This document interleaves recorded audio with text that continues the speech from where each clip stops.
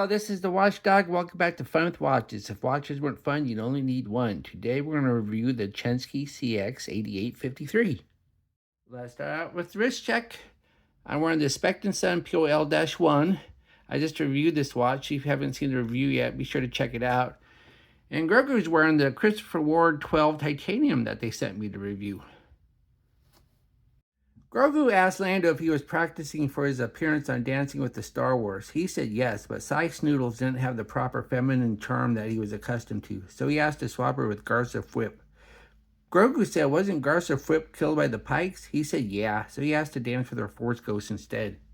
Alright, let's take a look at the watch. It did not come in a box.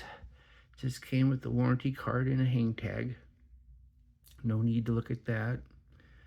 But here it is. Let's get the hands in a more pleasant appearance. Not a bad looking watch if you're looking for a Ventura, but look how thick it is.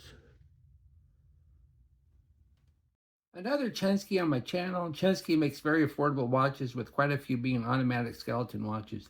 This CX-8853 is an homage to a Hamilton Ventura, which was Elvis's favorite watch. The Ventura that Elvis wore was not an automatic. It was the first commercially viable battery-powered watch, although it was before quartz. It had a moving coil system that still controlled a balance wheel. Modern Venturas are either automatic or quartz. This 8853 has the distinct triangle shape of the Ventura, and the style screams retro-futurism, as one cannot imagine it being designed now. It is surely a product of its era.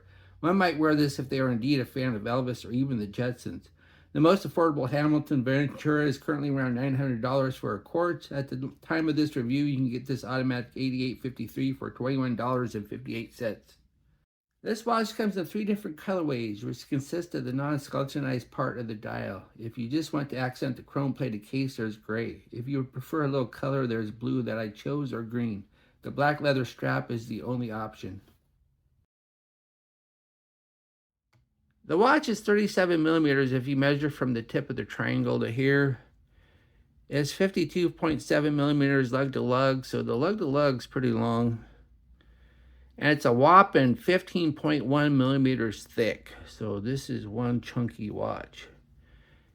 Has a 20 millimeter lug width, which tapers down to 18 at the buckle, and weighs 80 grams on the supplied leather strap. The bezel is a polished chrome plated, and it's part of the case. It's not a separate thing. You can't remove the bezel. And these rivets here are, of course, fake. Just little indents on the case.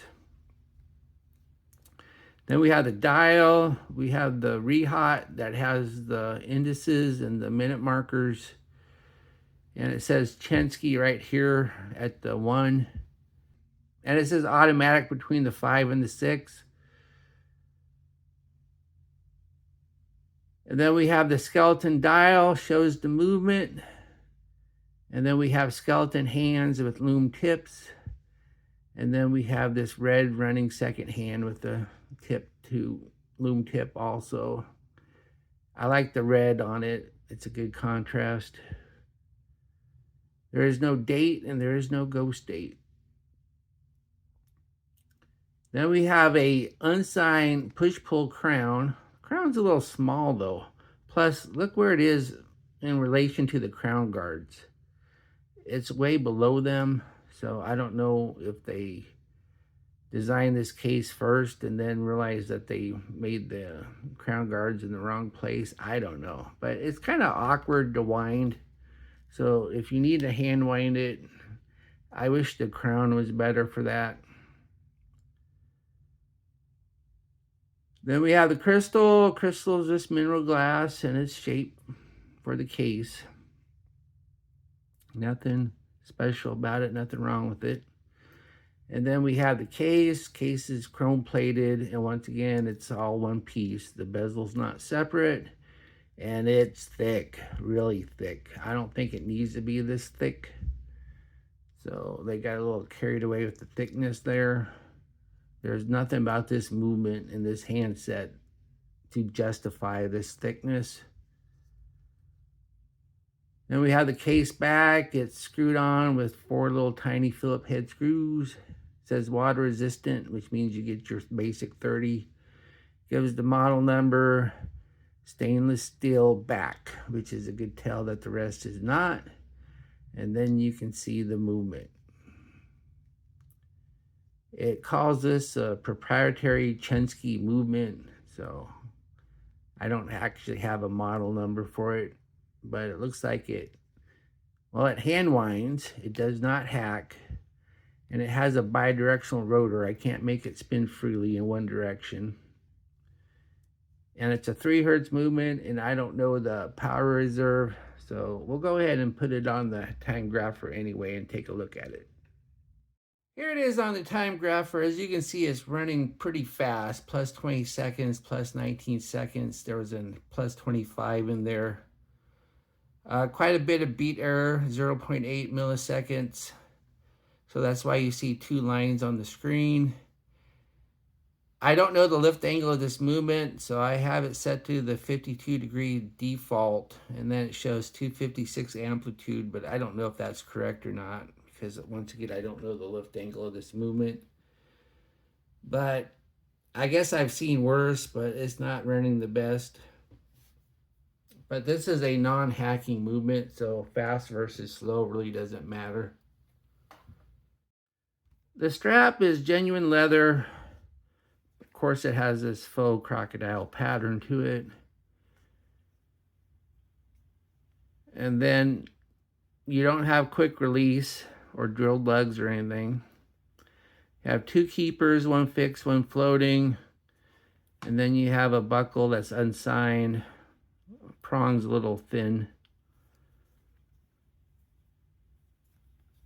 But not a horrible strap. Of course, since these lugs are more traditional, you can change it easy enough. It has these fake end links designed into the case, but there's such a gap between the strap and the fake end links that they don't really look like fake end links.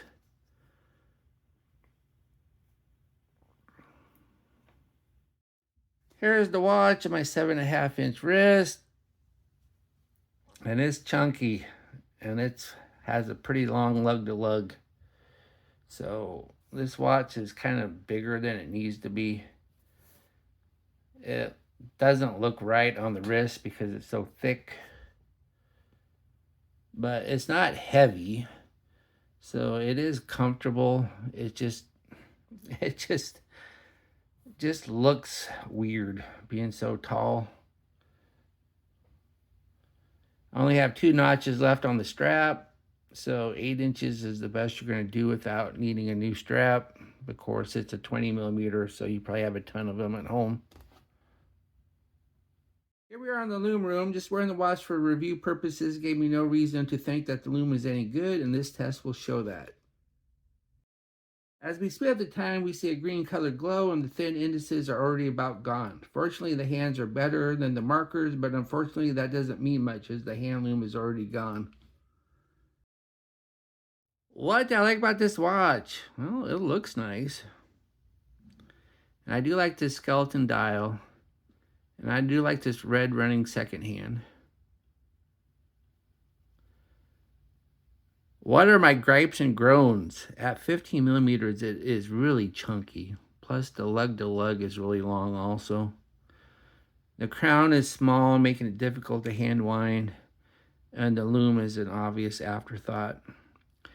Do I recommend this watch? That all depends on how you feel about the thickness. 15 millimeters is way too thick for something that isn't a 300+ meter dive watch. But it isn't heavy. But if you want the Ventura look, it is a pretty good looking watch for a very affordable price.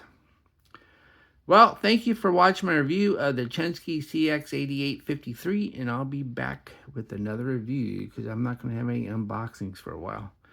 Be sure and like and subscribe to my channel, and if you like this watch, be sure to use my affiliate link and I'll get a tiny commission, but those tiny commissions do add up. And I'd like to thank my Members Choice members. There you are, all 6 of you, and I still haven't sold the Members Choice watch yet. I don't know if I guess I have to lower the price yet again. I keep lowering the price and nobody's buying it. So that means when the members' choice vote comes up, it's not going to be that nice of a watch to vote on. Bye.